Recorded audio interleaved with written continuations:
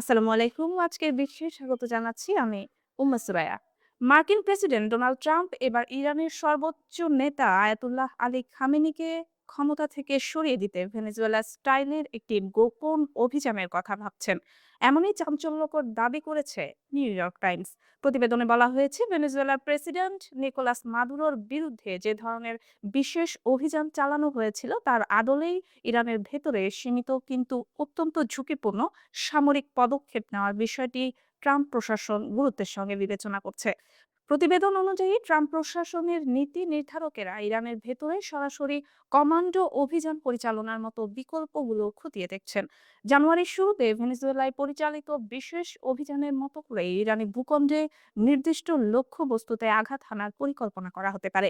এসব অভিযানের মূল লক্ষ্য হিসেবে ইরানের পারমাণবিক ও ক্ষেপণাস্ত্র স্থাপনাগুলোতে ব্যাপক ক্ষয়ক্ষতি সাধন এবং সর্বোচ্চ নেতা আয়াতুল্লাহ আলী খামেনির ক্ষমতার ভিত্তিকে দুর্বল করে শাসন ব্যবস্থায় চাপ সৃষ্টি করার বিষয়টি আলোচনায় রয়েছে। হোয়াইট হাউসের কর্মকর্তাদের উদ্ধৃতি দিয়ে নিউ ইয়র্ক টাইমস জানিয়েছে, ইরানের চলমান সরকার বিরোধী বিক্ষোভ কঠোরভাবে দমন করার প্রতিক্রিয়ায় প্রেসিডেন্ট ট্রাম্পের সামনে নতুন ও বিস্তৃত সামরিক বিকল্পের একটি তালিকা তুলে ধরা হয়েছে। এই তালিকায় সরাসরি সামরিক হামলা থেকে শুরু করে গোপন বিশেষ অভিযান পর্যন্ত নানা ধরনের কৌশল অন্তর্ভুক্ত রয়েছে। একদিকে ট্রাম্প প্রশাসন মধ্যপ্রাচ্যে পারমাণবিক শক্তিচালিত রণতরী ও শক্তিশালী নৌবহর পাঠিয়ে ইরানের উপর সামরিক চাপ বাড়াচ্ছে।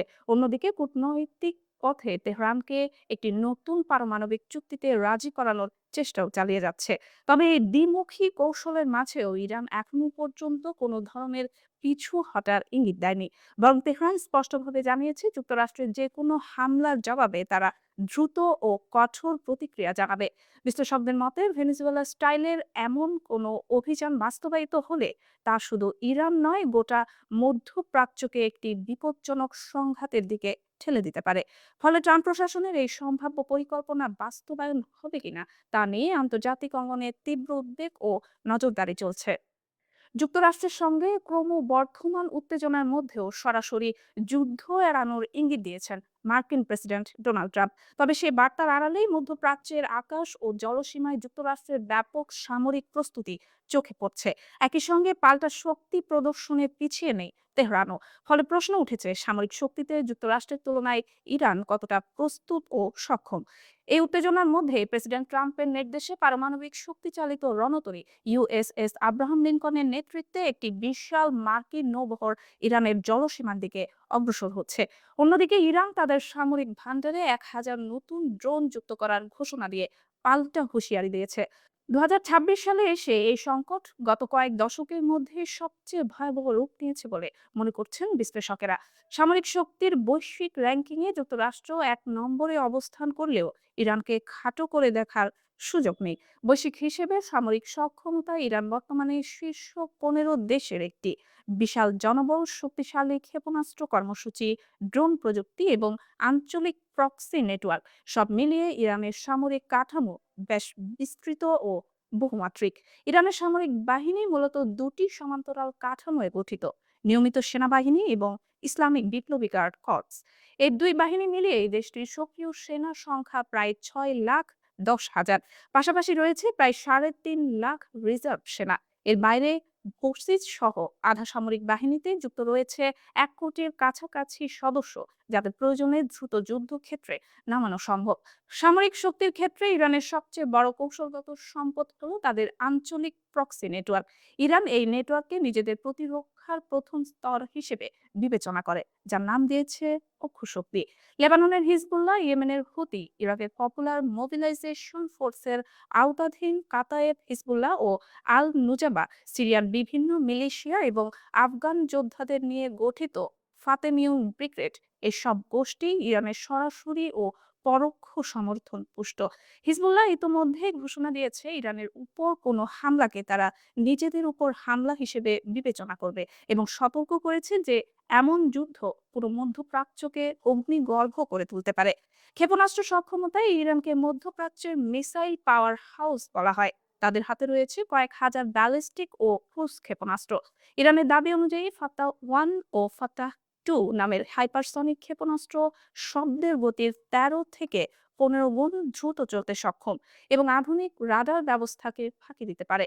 এর পাশাপাশি খোরাম শাহর, সেজিল ও শাহাব-3 এর মতো দূরপাল্লার ক্ষেপণাস্ত্র রয়েছে, যেগুলোর পাল্লা প্রায় 2000 কিলোমিটার পর্যন্ত। এসব ক্ষেপণাস্ত্র ইসরায়েল কিংবা দক্ষিণ ইউরোপের কিছু অংশে আঘাত হানতে সক্ষম। আধুনিক যুদ্ধে ড্রোন একটি গুরুত্বপূর্ণ অস্ত্রে পরিণত হওয়ায় এই খাতেও ইরান উল্লেখযোগ্য অগ্রগতি অর্জন করেছে। শাহেদ 136 কামিকাজে ড্রোন ইরানের ড্রোন সক্ষমতার সবচেয়ে আলোচিত উদাহরণ। তুলনামূলক কম খরচে তৈরি এই ড্রোন ব্যাপক ক্ষয়ক্ষতি ঘটাতে সক্ষম। ইরানের তৈরি ড্রোন রাশিয়া ইউক্রেন যুদ্ধ সহ বিভিন্ন আঞ্চলিক সংঘাতে ব্যবহৃত হওয়ায় তাদের প্রযুক্তির কার্যকারিতা আন্তর্জাতিকভাবে প্রমাণিত হয়েছে। নৌ ও স্থলবাহিনীতেও ইরানের অবস্থান শক্ত। পারস্য উপসাগর ও হরমুজ প্রণালীতে তাদের শত শত ছোট ও দ্রুতগামী আক্রমণকারী নৌযান রয়েছে, যা সংকীর্ণ জলপথে বড় নৌবহরের জন্য বড় হুমকি তৈরি করতে পারে। পাশাপাশি উল্লেখযোগ্য সংখ্যক সাবমেরিনও রয়েছে তাদের হাতে। স্থলবাহিনীতে রয়েছে ১,৫০০-এর বেশি ট্যাঙ্ক এবং ৪,৫০০-এর বেশি আর্টিলারি গান, যা দীর্ঘমেয়াদী স্থলযুদ্ধে গুরুত্বপূর্ণ ভূমিকা রাখতে পারে। তবে এই শক্তির পাশাপাশি ইরানের কিছু কৌশলগত সীমাবদ্ধতাও রয়েছে। তাদের বিমান বাহিনীর বড় অংশই পুরনো প্রযুক্তির F-14 ও MiG-29 যুদ্ধ বিমানের উপর নির্ভরশীল। যদিও রাশিয়া থেকে আধুনিক Su-35 সংগ্রহের চেষ্টা চলছে, তবুও আকাশপথে যুক্তরাষ্ট্র বা ইসরায়েলের মতো পশ্চিমা শক্তির তুলনায় ইরান এখনো পিছিয়ে। আকাশ প্রতিরক্ষায় তারা নিজেদের তৈরি বাভার 373 ব্যবস্থার উপর নির্ভর করে, যেটিকে রাশিয়ায় S-300 এর সমতুল্য বলে দাবি করা হয়। সবচেয়ে বড় কৌশলগত হাতিয়ার হিসেবে ইরানের নিয়ন্ত্রণে রয়েছে হরমুজ প্রণালী। বৈশ্বিক জ্বালানি সরবরাহের জন্য অত্যন্ত গুরুত্বপূর্ণ এই জলপথ বন্ধ করে দেওয়ার হুমকি ইতিমধ্যেই বিশ্ব অর্থনীতিকে অস্থির করে তুলতে পারে। এই প্রণালী ঘিরে ইরান বারবার ইঙ্গিত দিয়েছে, প্রয়োজনে তারা বৈশ্বিক অর্থনীতিতে বড় ধাক্কা দেওয়ার সক্ষমতা রাখে। সব মিলিয়ে সামরিক শক্তিতে যুক্তরাষ্ট্রের সঙ্গে সরাসরি তুলনায় ইরান অনেকটাই পিছিয়ে থাকলেও আঞ্চলিক যুদ্ধ, অসম কৌশল এবং প্রক্সি সংঘাতের ক্ষেত্রে তেহরান এখনো একটি শক্তিশালী ও বিপজ্জনক প্রতিপক্ষ হিসেবে বিবেচিত হচ্ছে।